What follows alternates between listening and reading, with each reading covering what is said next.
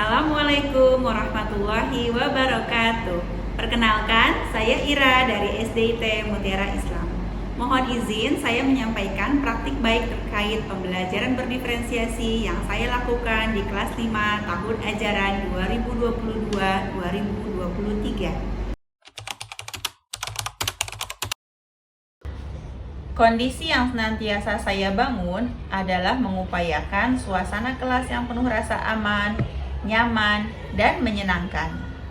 Hal awal yang saya lakukan ialah menjalin ikatan hati dan menciptakan suasana damai bersama siswa-siswa saya dengan kegiatan-kegiatan yang menyenangkan.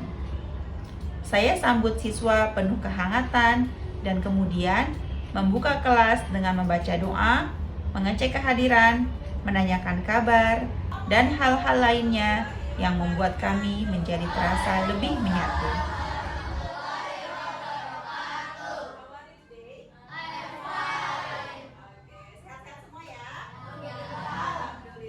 Saya persilakan kepada ketua kelas Ananda Aisyah.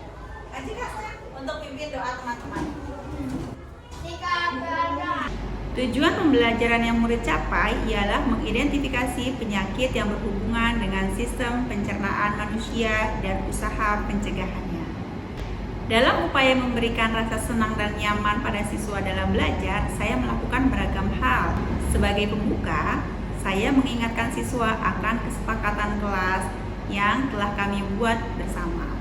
Hal ini dilakukan guna mewujudkan kelas yang kondusif selama pembelajaran, dan peran mereka amat penting untuk mencapai hal tersebut. Yang pertama, apa kesepakatan kelasnya? Oke, mengangkat tangan jika ingin bertanya. Silakan, yang mau bersuara angkat tangan juga ya.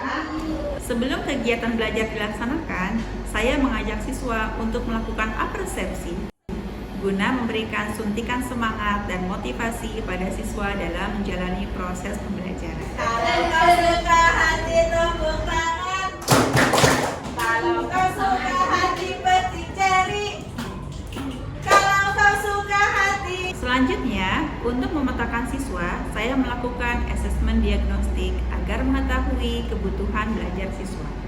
Asesmen kognitif dilakukan untuk mendapatkan data tingkat pemahaman awal siswa. Dari hasil asesmen diagnostik kognitif, terdapat 3 siswa yang sudah paham, 5 siswa sedikit paham, dan 10 siswa belum paham terhadap materi yang akan diberikan. Sedangkan asesmen diagnostik non-kognitif saya gali dari modalitas atau gaya belajar siswa. Dari asesmen diagnostik non-kognitif didapatkan 7 murid yang memiliki modalitas visual, 7 modalitas auditori, dan 4 modalitas kinestetik. Berdasarkan asesmen diagnostik tersebut, saya membagi siswa menjadi 2 kelompok visual, 2 kelompok auditori, dan 1 kelompok kinestetik. Para siswa yang tergabung dalam kelompok ini akan berkolaborasi dalam proses belajar yang berlangsung. Mereka akan bekerja sama dalam memahami konten materi yang saya berikan, menikmati bersama proses belajar yang dilaksanakan, dan berkreasi dalam menyelesaikan proyek yang diamanahkan.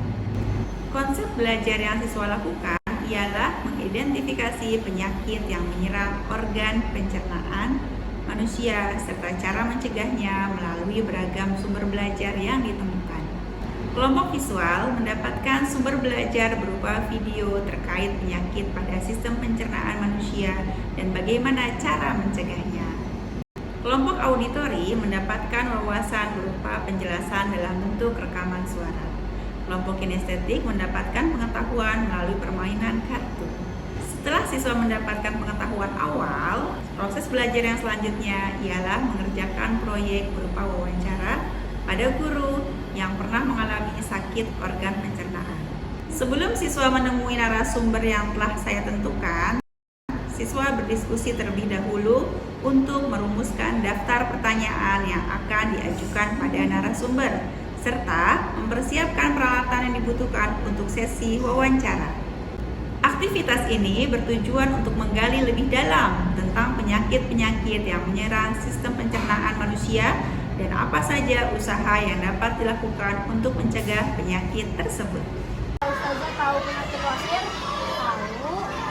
Ustazah pernah mengalami penyakit wasir? Iya, pernah.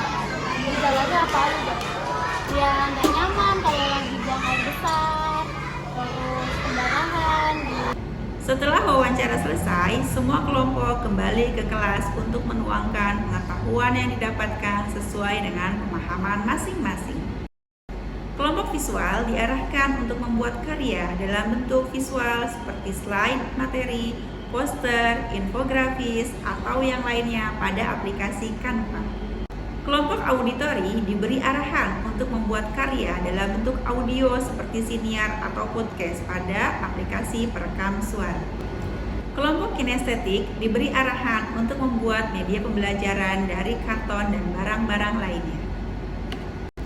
Sebagai apresiasi, semua kelompok diberi waktu untuk tampil mempresentasikan hasil karyanya di depan kelas, dan kelompok lain dapat bertanya, menambahkan, atau menanggapi. Bersamaan dengan ini, saya melakukan asesmen formatif. Ada yang ingin ditanyakan? Bagaimana mencegah sakit mah? Makan tepat waktu. Kegiatan selanjutnya ialah refleksi. Siswa diberi kesempatan untuk menyampaikan perasaannya, tanggapannya, atau masukannya terkait pembelajaran yang sudah dilakukan. Bagaimana perasaanmu dengan pembelajaran hari ini? Elba? Senang. Senang. Pada akhir pembelajaran, saya memberikan asesmen sumatif dengan membebaskan siswa untuk membuat produk dengan memilih jenis sesuai dengan minat dan kemampuannya. Dapat berupa gambar, video, audio, benda 3 dimensi, atau yang lainnya. Setelah itu, akan dilakukan asesmen diagnostik lanjutan untuk mendapatkan data yang lebih terkait profil siswa serta potensi yang melekat dalam dirinya. Itulah praktik baik yang saya lakukan bersama siswa-siswa saya di kelas 5 SDIT Mutiara Islam. Semoga kami bisa konsisten dalam menjalankan pembelajaran yang bermakna dan sesuai kebutuhan tiap individu. Semoga bermanfaat. Salam Merdeka Belajar. Terima kasih.